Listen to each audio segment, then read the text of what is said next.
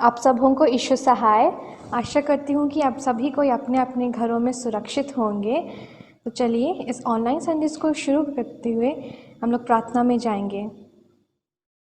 आइए हम प्रार्थना करें। हे महान अनुग्रहकारी प्रभु जी, आपको धन्यवाद देते हैं कि प्रभु जी आपने हमें इस सुंदर दिन को देखने का शुभ अवसर प्रदान किया है। प्रभु जी इस पैंडेमिक में भी प्रभु जी आपने हम हर एक कोई को सुरक्षित रखा है।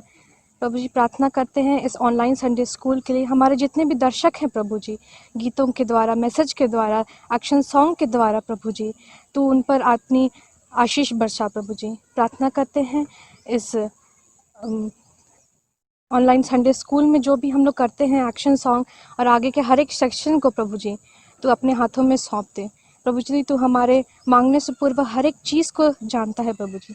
बस ये छोटी सी दुआ तेरे बेटे उद्धारकर्ता यीशु मसीह के नाम से मांगते हैं, दया से सुनिए और स्वर्गराज में ग्रहण कर लीजिए, आमीन। आइए हम लोग एक गीत को गाएंगे और गीत के बोल हैं, जैसे मैं मूसा के साथ साथ था।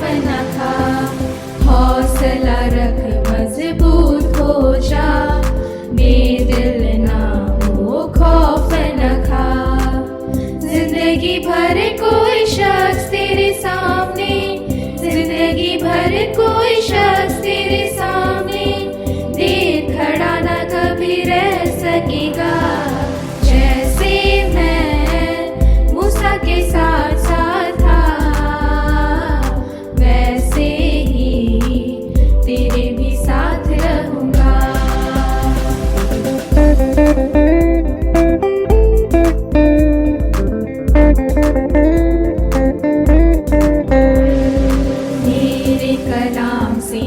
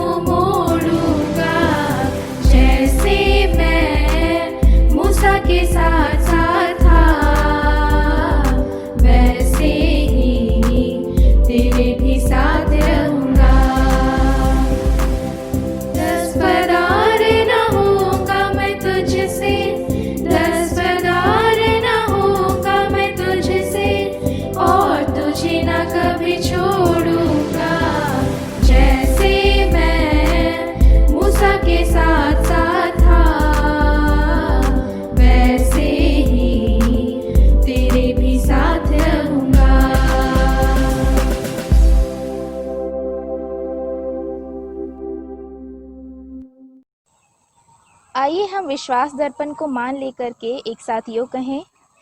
मैं विश्वास करती हूँ परमेश्वर पिता पर, जो स्वर्ग और पृथ्वी का सर्वशक्तिमान सृजनहार है, और उसके इकलौते पुत्र अपने प्रभु यीशु ख्रीस्त पर, जो पवित्र आत्मा से गर्भ में आया, कुंवारी मरियम से उत्पन्न हुआ, पंतियुस पिलातुस की आज्ञा से दुख उठाया, क्रूस पर चढ़ाया गया, मर गया और गाड़ा गया, पाताल में उतरा, तीसरे दिन मृतकों में से जी उठा, स्वर्ग पर चढ़ गया और परमेश्वर सर्वशक्तिमान पिता के दाहिने हाथ बैठा है, जहाँ से वह जीवितों और मृतकों का विचार करने को फिर आवेगा। मैं विश्वास करती हूँ पवित्र आत्मा पर, एक ही पवित्र ख्रिस्तानी कलीसिया, पवित्रों की संगत पर, पापों की क्षमा, देह के जी उठने और अनंत जीवन पर। आमीन। आज का स्मरण वचन है कुलुस्सियों 3:2। कुलुस्सियों 3:2, जिसमें ऐसा लिखा है, पृथ्वी पर की नहीं परंतु स्वर्गीय वस्तुओं पर ध्यान लगाओ। आमीन। मैं विश्वास करती हूँ कि आप इस वचन को याद करिएगा और जब आपसे पूछा जाए तो आप कमेंट बॉक्स में कमेंट करिएगा। जिन्होंने पिछले सप्ताह का वचन कमेंट किया था उनके नाम हैं प्रकाश तिग्गा और शीतल रुंडा। आइए हम परमेश्वर के जीवित वचनों को सुने। आप सभी को हमारी ओर से यीशु चाहे फिर से हम आप लोगों का स्वागत करते हैं आज के इस ऑनलाइन संडे स्कूल में। और आइए इससे पहले कि हम लोग परमेश्वर के वचन की ओर जाएं, हम लोग एक छोटी प्रार्थना करें। हे जीवित अनुग्रहकारी सामर्थी परमेश्वर, हम ये प्रार्थना करते हैं आपसे कि आप हम हर एक को वो अनुग्रह दें, वो सहायता दें, जिससे कि हम आपके पवित्र वचन को भली भांति अच्छे रूप से समझने पाए। सुनने वाले हर एक भाई बहनों को पिता हम आपके हाथों में सौंपते हैं। प्रभु, जब मैं आपका वचन बताऊं आप मेरे साथ हो लीजिएगा और हर एक को इस वचन को समझने में मदद और सहायता कीजिएगा। प्रभु यीशु मसीह के नाम में हम इस प्रार्थना को मांगते हैं। सुन और स्वर्ग के राज में ग्रहण कर। आमीन। मेरे प्रियो, हमने कई बार यीशु मसीह के द्वितीय आगमन के बारे में सुना होगा और बहुत सारे लोग ये विश्वास भी करते हैं कि यीशु मसीह क्रूस पर मरने के बाद जब 3 दिनों के बाद वो जी उठे और फिर वो कई दिनों तक चेलों को दिखाई दिए, और जब उनका स्वर्गरोहण हुआ तो स्वर्गदूतों ने कुछ बातों को उनके चेलों से कहा था कि जिस तरीके से तुम यीशु मसीह को स्वर्ग में जाते देख रहे हो, आकाश में उठते हुए देख रहे हो, उसी तरीके से तुम यीशु मसीह को फिर से बादलों पर आते हुए देखोगे। और हम विश्वासी लोगों का, हम मसीही लोगों का ये विश्वास है कि यीशु मसीह एक दिन फिर से आएंगे। लेकिन मेरे प्रियो, कई बार लोगों ने प्रयास किया उस दिन को जानने के लिए या उस दिन को समझने के लिए कि वह कौन सा दिन होगा, वह कौन सा समय होगा जब यीशु मसीह बादलों पर आएंगे। कई लोग इस बात पर भी विश्वास करते हैं कि यीशु मसीह 2 तरह से हमारे बीच में आएंगे। एक जो उनका गुप्त आगमन होगा, जिसमें वो सिर्फ बादलों पे आएंगे और कुछ विश्वासी लोग, कुछ विश्वासी जन उसके साथ बादलों पर उठा लिए जाएंगे, जिसे हम आज रैप्चर के रूप में जानते हैं। और एक यीशु मसीह का आगमन होगा जो प्रगट रूप में होगा, जिसमें पृथ्वी के सारे लोग यीशु मसीह को बादलों से उतरते हुए देखने पाएंगे। लेकिन मेरे प्रियो, आज हम इस बात को जानने का प्रयास करेंगे कि यीशु मसीह कब, किस घड़ी हमारे बीच में आएंगे, या कब उनका गुप्त आगमन होगा, या कब उनका प्रगट रूप में उनका आगमन होगा। आइए हम कुछ वचनों को देखने का प्रयास करें। हम लोग सबसे प्रथम निकाल लेंगे प्रेरितों के काम, उसका पहला अध्याय, उसका पद 11 और 12। प्रेरितों के काम उसका पहला अध्याय पद 11 और 12, जहाँ पर यीशु मसीह जब बादलों पर उठा लिए गए और चेले उसे देख रहे थे बादलों में उठता हुआ, तो वहाँ पर हम देखते हैं कि जो स्वर्गदूत है वो चेलों से क्या कहते हैं। प्रेरितों के काम पहला अध्याय पद 10 और 11। उसके जाते समय जब वे आकाश की ओर ताक रहे थे, तो देखो 2 पुरुष श्वेत वस्त्र पहने हुए उनके पास आ खड़े हुए और उनसे कहा, हे गलीली पुरुषों, तुम क्यों खड़े आकाश की ओर देख रहे हो? यही यीशु जो तुम्हारे पास से स्वर्ग पर उठा लिया गया, जिस रीति से तुमने उसे स्वर्ग को जाते देखा है, उसी रीति से वह फिर आएगा। तो मेरे प्रिय यहाँ पे हम लोगों ने देखा कि वो स्वर्गदूतों का कहना था, मैं अपनी ओर से नहीं कह रहा, लेकिन वो स्वर्गदूत चेलों को बताए कि यीशु मसीह जिस तरीके से आकाश पर बादलों पर उठा लिए गए थे, उसी तरीके से वे वापस भी आएंगे। और कई ऐसे लोग आए, कई ऐसे जन आए जो उस समय को, उस दिन को जानने का प्रयास किए कि वह कौन सा दिन होगा या कौन सा वो समय होगा जिसमें यीशु मसीह दोबारा आएंगे। यीशु मसीह जब जीवित थे मेरे प्रियो, वो चेलों को इस दिन के बारे में बता रहे थे कि मनुष्य के पुत्र का आगमन दोबारा होगा, और वो जब समय आएगा उस समय संसार में क्या होगा, संसार की परिस्थिति कैसी होगी, लोग किस तरीके के व्यवहार को कर रहे होंगे, ये कुछ बहुत हिंट या कुछ बहुत संदेश हमें यीशु मसीह के वाक्यों के द्वारा ही हमें मिलता है। यदि हम निकाल लेंगे मत्ती रचित सुसमाचार उसका 24 अध्याय, तो वहां पर कुछ बातों को यीशु मसीह कह रहे हैं। मत्ती रचित सुसमाचार उसका 24 अध्याय, वहां पर हम देखने पाते हैं कि जब चेले यीशु मसीह से पूछते हैं कि वह समय कैसा होगा जब आप दोबारा इस संसार पर आएंगे, तो हमें उसकी जानकारी दें, तो यीशु मसीह देखिए यहाँ पर क्या कहते हैं। मत्ती रचित सुसमाचार उसका 24 अध्याय, अगर उसका पद 3 से हम देखें तो वहां पर देखिए वचन हमें बतलाता है, जब वह जैतून पहाड़ पर बैठा था, अर्थात यीशु मसीह जब जैतून पहाड़ पर बैठे थे, तो चेलों ने एकांत में उसके पास आकर कहा, हमें बता कि ये बातें कब होगी, तेरे आने का और जगत के अंत का क्या चिन्ह होगा। चेलों ने यीशु मसीह से सवाल किया कि आपके आने का और अंत के दिन का वो समय कैसा होगा, कब वो होगा। तब यीशु मसीह का जवाब देखिए 4 पद से, यीशु ने उनको उत्तर दिया, सावधान रहो, कोई तुम्हें ना भरमाने पाए, क्योंकि बहुत से ऐसे होंगे जो मेरे नाम से आकर कहेंगे मैं मसीह हूं, और बहुतों को भरमाएंगे। यीशु मसीह के दोबारा आने का जब दिन निकट आएगा, तो उस समय देखिए संसार में क्या होगा, बहुत से ऐसे लोग आएंगे जो इस बात को हमारे बीच में कहेंगे कि मैं ही वो मसीहा हूँ, मैं ही वो मसीह हूँ जिसका तुम इंतजार कर रहे हो। लोग इस तरीके की बातों को कहेंगे, और लोग कई बार झूठे मसीहों की तरफ, झूठे लोगों की तरफ वो चले जाएंगे। उसी बात को यहाँ पर यीशु मसीह कह रहे हैं कि बहुत से ऐसे होंगे जो मेरे नाम से आकर कहेंगे मैं मसीह हूँ, और बहुतों को भरमाएंगे। तुम लड़ाइयों और लड़ाइयों की चर्चा सुनोगे तो घबरा ना जाना, क्योंकि इनका होना अवश्य है, परंतु उस समय अंत ना होगा।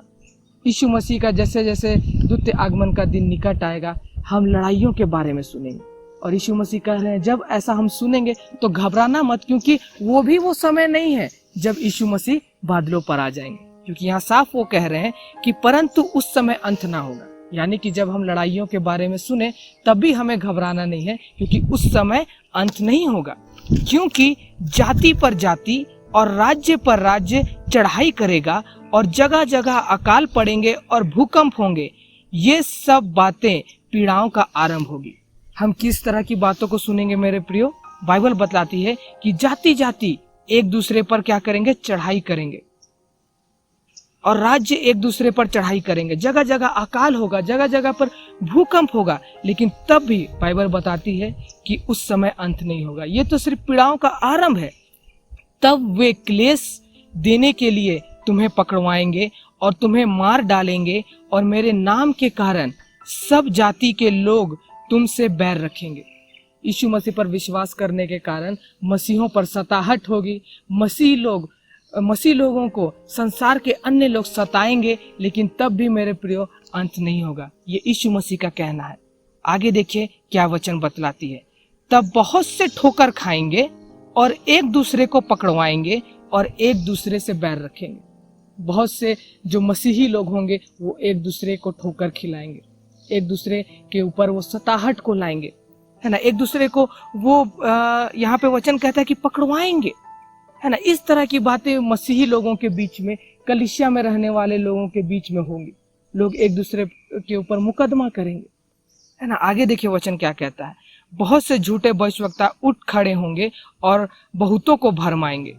अधर्म के बढ़ने से बहुतों का प्रेम ठंडा पड़ जाएगा। मेरे प्रियो, जैसे जैसे अंत का दिन निकट आएगा, यीशु मसीह का द्वितीय आगमन का दिन निकट आएगा, बहुत सारी विकट परिस्थितियां आएंगी, बहुत सारी समस्याएं मसीहों के जीवन में आएंगी, संसार में आएंगी, लोगों के जीवन में आएंगे। लेकिन यहाँ पे बाइबल बता रही है कि हमें इन बातों को देखेंगे कि प्रेम जो है, लोगों का एक दूसरे के प्रति प्रेम, वो भी ठंडा हो जाएगा। लेकिन 13 पद देखिए क्या कहता है, परंतु जो अंत तक धीरज धरे रहेगा उसी का उद्धार होगा।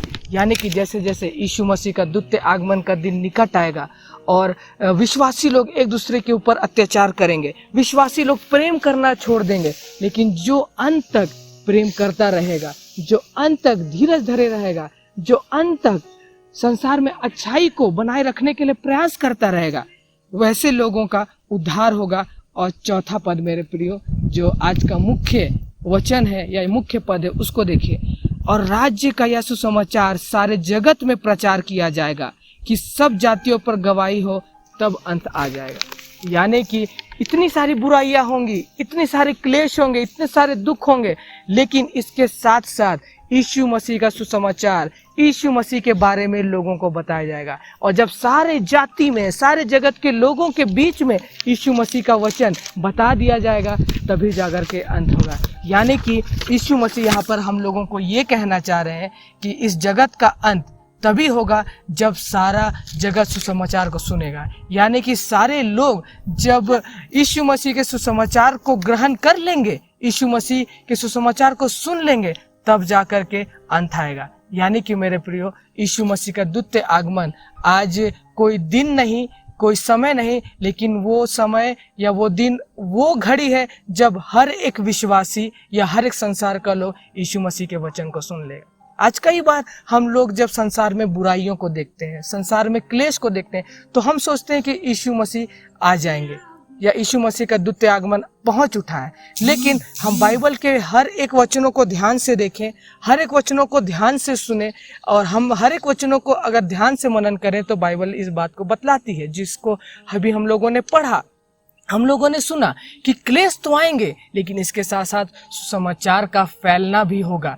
यानी कि अगर सुसमाचार नहीं फैला है तो क्लेश चाहे कितने भी आ जाए, दुख चाहे कितने भी आ जाए, भूकंप आ जाए, लड़ाइयाँ हो जाए, लेकिन अगर सुसमाचार नहीं फैला है तो परमेश्वर का आगमन भी नहीं होगा। क्योंकि यीशु मसीह जब चेलों के साथ जीवित थे तो इस बात को कह रहे थे कि देखो, मैं चाहता हूँ कि तुम्हारे लिए एक जगह तैयार करूँ। यानी कि यीशु मसीह ने हर एक लोगों के रहने के लिए जगह तैयार किया है। वो ऐसे समय में इस पृथ्वी पर आना चाहते हैं जब इस पृथ्वी के लोग उसके आगमन के लिए तैयार हों, क्योंकि यीशु मसीह हमसे बहुत प्रेम करते हैं। उन्होंने हर एक मनुष्य के अपराधों के क्षमा के लिए उसने अपने आप को क्रूस पर बलिदान किया। वो नहीं चाहता कि उसके आगमन के समय कोई भी ऐसा व्यक्ति हो जो छूट जाए। तो इसीलिए जरूरी है मेरे प्रियो कि सुसमाचार फैलाए, सुसमाचार को फैलाएं हम। और सुसमाचार को फैलाना सिर्फ हमारे पुरोहित या हमारे पादरी या हमारे चर्च के जो अध्यक्ष हैं या हमारे चर्च के जो लीडर्स हैं, सिर्फ उनका काम नहीं है, हर एक विश्वासी का काम है, हर एक बपतिस्मा लिया हुआ व्यक्ति का काम है,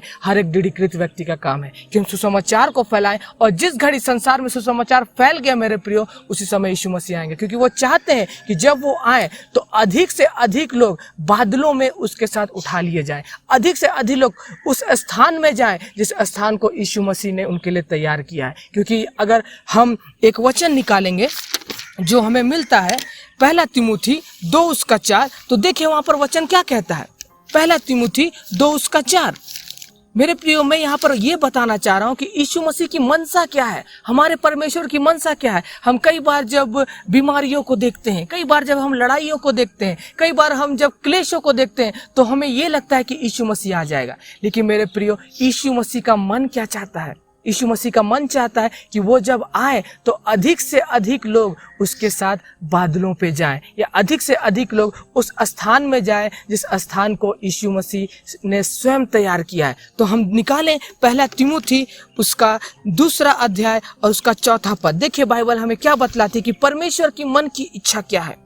1 तीमुथी 2 अध्याय उसका 4 पद, यहाँ पे परमेश्वर के मन की बात को जो लेखक है वो बता रहा है कि जो यह चाहता है, यानी कि परमेश्वर चाहता है कि सब मनुष्यों का उद्धार हो और वे सत्य को भली भांति पहचान ले। तो देखिए मेरे प्रिय, परमेश्वर की इच्छा है कि हर एक व्यक्ति क्या करे? सत्य को जान ले, या हर एक व्यक्ति का उद्धार हो। तो मेरे प्रियो, यदि यीशु मसीह ऐसे समय में आ जाए जहां संसार के लोग सुसमाचार को सुने ही ना हो, है ना, जहाँ पर लोगों ने यीशु मसीह को उद्धारकर्ता के रूप में ग्रहण ही ना किया हो, तो सोचिए कितने लोग छूट जाएंगे। और आपको क्या लगता है, यीशु मसीह इन लोगों के लिए जो छूट जाएंगे, क्या उनके लिए उसने क्रूस पर अपना लहू नहीं बहाया? तो मेरे प्रियो, हम जिस तरीके से इस संसार में रहते हैं, इस संसार का जिस तरीके से सिस्टम है, हम जानते हैं कि एक पीढ़ी के बाद दूसरी पीढ़ी आती है, दूसरी पीढ़ी के बाद तीसरी पीढ़ी आती है, यानी कि हर एक पीढ़ी को ये सुसमाचार सुनाने वाला काम करना है। मान के चलिए अभी संसार में जितनी भी पीढ़ियां हैं या जितने भी लोग हैं, यदि हर लोगों तक सुसमाचार फैल जाए और हर एक लोग सुसमाचार पर ग्रहण कर लें, सुसमाचार को ग्रहण कर लें, तो यीशु मसीह अभी आ जाएंगे। लेकिन ये तभी होगा जब हम और आप प्रयास करेंगे। सिर्फ हमारे पादरी या सिर्फ हमारे अगुवे नहीं, लेकिन हर एक विश्वासी, हर एक बपतिस्मा लिया हुआ व्यक्ति, हर एक दृढ़ीकृत व्यक्ति जब यीशु मसीह के सुसमाचार को फैलाएगा, तभी जाकर के यीशु मसीह का द्वितीय आगमन हो पाएगा। एक तरह से परमेश्वर कह रहे हैं कि परमेश्वर का द्वितीय आगमन, यीशु मसीह का द्वितीय आगमन आपके और हमारे ऊपर निर्भर करता है। हम जितने जल्दी तैयार हो जाएंगे परमेश्वर के आगमन के लिए, परमेश्वर उसी घड़ी आएगा। क्योंकि परमेश्वर ने अपने वचन में कहा कि वो चाहता है कि सबका उद्धार हो। वो ऐसे समय में आना चाहता है जिस समय में पृथ्वी के लोग तैयार हो, और यदि पृथ्वी के लोग तैयार नहीं है तो वो इंतजार करेगा, वो इंतजार करेगा। और इसी इंतजार की बात को समझाने के लिए देखिए वो मत्ती रचित सुसमाचार उसके 24 अध्याय उसके 36 पद में क्या कहते हैं। देखिए मत्ती रचित सुसमाचार उसका 24 अध्याय उसका 36 पद। देखिए, उस दिन और उस घड़ी के विषय में कोई नहीं जानता, ना स्वर्ग के दूत और ना पुत्र, परंतु केवल पिता। यीशु मसीह दोबारा बादलों पे कब आएंगे उस दिन को कोई नहीं जानता। ना यीशु मसीह जानते हैं, ना स्वर्गदूत जानते हैं, लेकिन पिता जानता है। और पिता चाहता है कि वो ऐसे समय में आए जहां पर पृथ्वी के लोग तैयार हो, जहां पर पृथ्वी के ज्यादा से ज्यादा जनसंख्या को वो अपने साथ बादलों पर ले जाए। और ये तभी होगा जब हम और आप विश्वासीगण मेहनत करेंगे, यीशु मसीह के बारे में लोगों को बताएंगे, लोगों को उद्धार तक लेकर के आएंगे, हम सच्चाई को स्वयं ग्रहण करेंगे और उसके बाद हम लोगों को बताएंगे। तो मेरे प्रियो, आज इस ऑनलाइन मैसेज के द्वारा हम यही सीखना चाह रहे थे कि यीशु मसीह का द्वितीय आगमन वो घड़ी नहीं, वो समय नहीं, लेकिन वो एक ऐसी परिस्थिति होगी जहां पर यीशु मसीह अधिक से अधिक लोगों को अपने साथ ले पाए। और यदि हम आज संसार में, अपने समाज में ऐसे लोगों को देखते हैं जिसे देख करके हमें लगता है कि हो सकता है ये यीशु मसीह के द्वितीय आगमन पर छूट जाए, तो आज हमें उन्हें तैयार करने की जरूरत है। क्योंकि यीशु मसीह का ये लक्ष्य है कि वो सारे लोगों को, सभी लोगों को अपने साथ ले जाए। क्योंकि गलातियों की किताब या रोमी की किताब में उन्होंने अपने प्रेरित के माध्यम से बात को कहा कि जब हम पापी ही थे तब यीशु मसीह हमारे पापों के लिए मर गया। तो देखिए, जो व्यक्ति जब हम पापी ही थे, हमारे पापों के लिए वो मर गया, तो क्या वो व्यक्ति ये नहीं चाहेगा कि उसके आगमन के समय अधिक से अधिक लोग स्वर्ग में प्रवेश कर पाए? मेरे प्रियो, ये एक सच्चाई है जो आज हमें बाइबल सिखलाना चाहती है। क्योंकि हम और आप इस सच्चाई को पाने में आज हमें मेहनत करनी है, इस सच्चाई तक पहुंचने में आज हमें और आपको प्रयास करना है। तो हम इस बात को याद रखें। मत्ती रचित सुसमाचार उसका 24 अध्याय उसके 14 पद को याद रखें कि सुसमाचार जाति जाति तक फैलना है। अगर सुसमाचार जाति जाति तक नहीं फैलेगा तो प्रभु का द्वितीय आगमन में विलंब होगा। और यदि उनके आगमन में विलंब होगा तो इसी तरीके के क्लेश, लड़ाइयां हम संसार में देखने पाएंगे और हम इंतजार करते रह जाएंगे कि प्रभु कब आएगा। लेकिन हो सकता है हमारे प्रयास ना करने के कारण, हमारा सुसमाचार ना फैलाने के कारण यीशु मसीह का आना और भी देरी से हो। तो आइए इस वक्त हम इन बातों को सुनने के द्वारा निर्णय लें कि हम यीशु मसीह के आगमन को जल्द से जल्द इस पृथ्वी पर लेकर के आएंगे, सुसमाचार को लोगों के बीच में, जातियों के बीच में और अधिक फैलाएंगे। परमेश्वर आज के इस वचन पर हमें बहुतायत की आशीष दे। आइए हम छोटी सी प्रार्थना करें। जीवित अनुग्रहकारी परमेश्वर, हम आपका धन्यवाद करते हैं। हम आपसे निवेदन, हम आपसे प्रार्थना करते हैं कि आप हम हर एक को वो सहायता, वो मदद, वो अगुवाई प्रदान करें, जिससे कि पिता हम आपके द्वितीय आगमन के लिए तैयार हो पाए। यीशु मसीह के नाम में हम इस प्रार्थना को मांगते हैं पिता। हम हर एक की सहायता कर, विश्वास के साथ इस प्रार्थना को सुन और स्वर्ग के राज में ग्रहण कर। आमीन। यीशु सहाय। तो आइए हम लोग एक कहानी को सुनते हैं।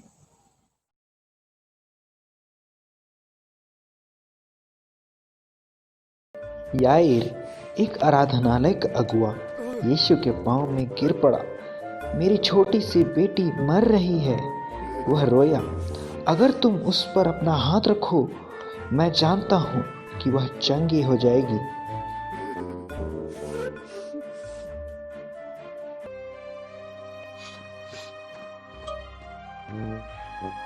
भीड़ में से रास्ता बनाते वह याईर के घर से आए कुछ मनुष्यों से मिला। तेरी बेटी तो मर चुकी है, उन्होंने कहा। मत डर, यीशु ने कहा, विश्वास कर तो तेरी लड़की चंगी हो जाएगी। वह याईर के घर पहुंचे और लोगों को रोते हुआ वहां पाया। तुम क्यों रो रहे हो? यीशु ने पूछा। लड़की मरी नहीं है, वह केवल सो रही है। लोग उस पर हंसने लगे।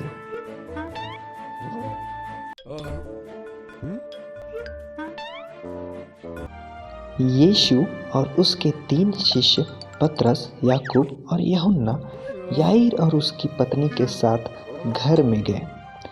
छोटी लड़की वहां पर लेटी हुई थी, ठीक वैसा ही जैसे प्रत्येक ने कहा था।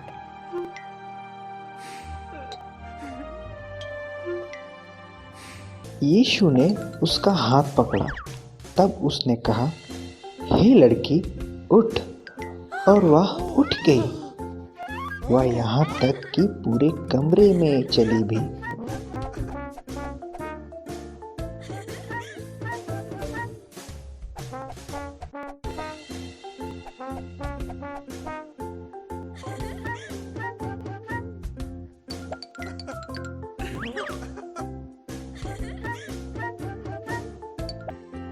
याईर और उसकी पत्नी अचंभित हुए।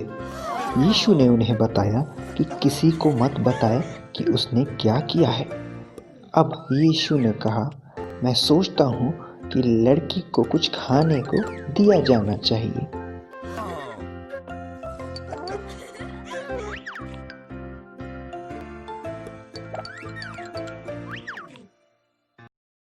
तो चलिए हम लोग अब एक एक्शन सॉन्ग को करते हैं।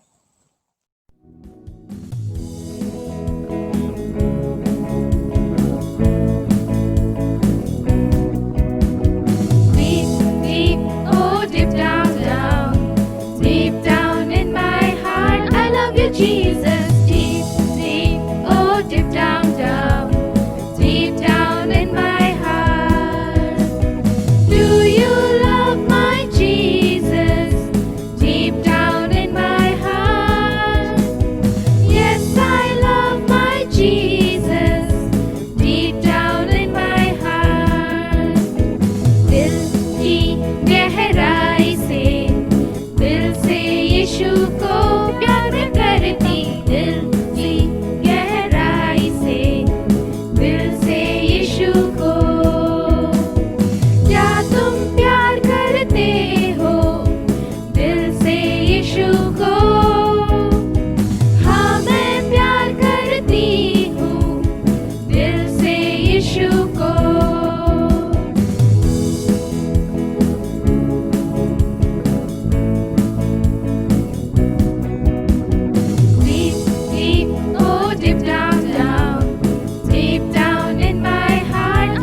Jesus, deep, deep, oh deep down, down, deep down in my heart. Do you love my Jesus? Deep down in my heart. Yes, I love my Jesus. Deep down in my heart.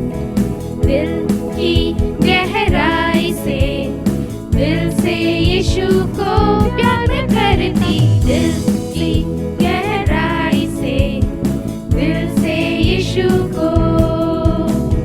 क्या तुम प्यार करते हो दिल से यीशु को?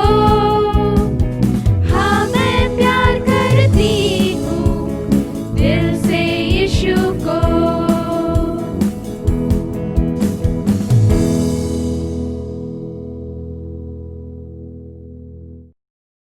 आइए हम इस ऑनलाइन संडे स्कूल को अंत करते हुए रिवाइवल सॉन्ग से सॉन्ग नंबर निकालेंगे 1173 जिसके बोल है, अच्छा चरवाहा मोर यीशु है के रे।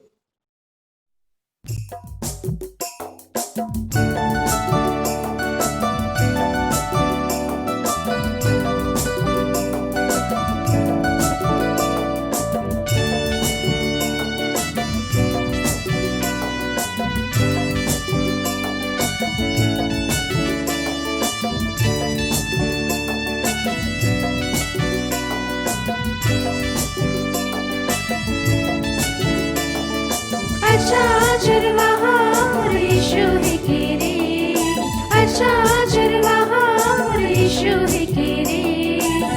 बेड़ा गर बेड़ा जाए यीशु के ढूंढला रे, हाय रे। बेड़ा गर बेड़ा जाए यीशु के ढूंढला रे।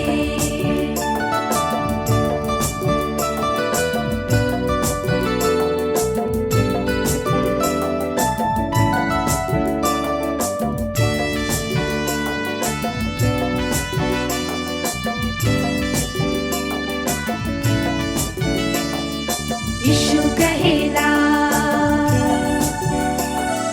जीवन कर ज्योति मोहे को। यीशु कहेला जीवन कर ज्योति मोहे को। यीशु में जे विश्वास करेला करेला, जीवन कर ज्योति उके मिलेला। यीशु में जे विश्वास करेला करेला, जीवन कर ज्योति उके मिलेला। अच्छा चरवाहा मोर यीशु है के रे, अच्छा चरवाहा मोर यीशु है के रे। बेड़ा कर बेड़ा जाए यीशु के ढूंढला रे, हाय रे। बेड़ा कर बेड़ा जाए यीशु के ढूंढला रे।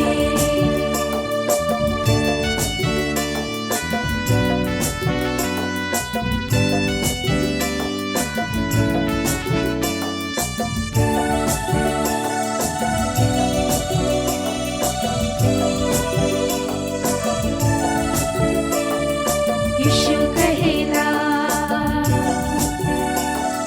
जीवन कर रोटी मोहे को। यीशु कहेला जीवन कर रोटी मोहे को। जे भी रोटी के खायला खायला, जीवन में भूखा कहियो नी होयला। जे भी रोटी के खायला खायला, जीवन में भूखा कहियो नी होयला। अच्छा चरवाहा मोर यीशु है के रे, अच्छा चरवाहा मोर यीशु है के रे। बेड़ा कर बेड़ा जाए यीशु के ढूंढला रे, हाय रे। बेड़ा कर बेड़ा जाए यीशु के ढूंढला रे।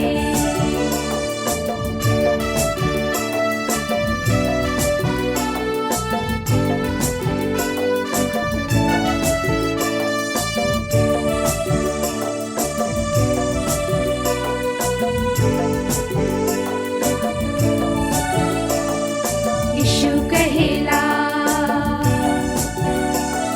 जीवन के डहर मोहे को। यीशु कहेला जीवन के डहर मोहे को। जे भी डहर में चलेला चलेला, जीवन में ठोकर कहियो नी खाएला। जे भी डहर में चलेला चलेला, जीवन में ठोकर कहियो नी खाएला। अच्छा चरवाहा मोर यीशु है के रे, अच्छा चरवाहा मोर यीशु है के रे। बेड़ा कर बेड़ा जाए यीशु के ढूंढला रे, हाय रे। बेड़ा कर बेड़ा जाए यीशु के ढूंढला रे।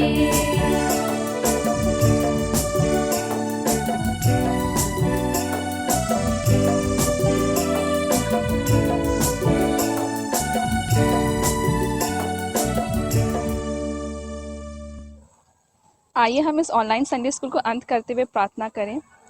प्रभु जी, आपका बहुत बहुत धन्यवाद देते हैं कि तू इस ऑनलाइन संडे स्कूल को चलाने में हमारे संग साथ रहा। प्रभु जी, जितने भी गाना बजाने वाले थे प्रभु जी, तो उन सभी के साथ हो लिया। और जितने कोई भी इस ऑनलाइन संडे स्कूल को देख रहे हैं, उनके साथ तू रह, उनकी स्वास्थ्य की देखभाल कर। प्रभु जी, जितने भी छोटे छोटे बच्चों का एग्ज़ाम चल रहा है प्रभु जी, उनकी पढ़ाई लिखाई में तो उनकी सहायता कर। और हमारे मांगने से पहले तू सब कुछ जानता है। ये छोटी सी दीनता की प्रार्थना आपके उद्धारकर्ता प्रभु यीशु के मीठे और पवित्र नाम से दया से सुननेगा और स्वर्ग राज्य में ग्रहण कर लीजिएगा। आमीन। आइए हम प्रभु की प्रार्थना से अंत करें। हे हमारे पिता, तू जो स्वर्ग में है, तेरा नाम पवित्र किया जावे, तेरा राज आवे, तेरी इच्छा जैसे स्वर्ग में है वैसे इस पृथ्वी पर भी होए। हमारी प्रतिदिन की रोटी आज हमको दे और हमारे अपराधों को क्षमा कर, जैसे हम भी अपने अपराधियों को क्षमा करते हैं, और उनको परीक्षा मत डाल, परंतु बुराई से बचा, क्योंकि राज और पराक्रम और महिमा सदा तेरी है। आमीन। और हमारे प्रभु यीशु ख्रीस्त की दया और ईश्वर का प्रेम और पवित्र आत्मा का मेल मिलाप हम सबों के साथ होए। आमीन। यीशु सहाय। हमारे इस ऑनलाइन संडे स्कूल में बने रहने के लिए आप सबों का बहुत बहुत धन्यवाद, और मैं आशा करती हूँ कि आप आगे भी हमारे साथ ऐसे ही बने रहेंगे। तो इस वीडियो को आप लोग लाइक कर दीजिए, अपने दोस्तों के साथ शेयर कर दीजिए और हमारे चैनल को सब्सक्राइब कर दीजिए। Thank you.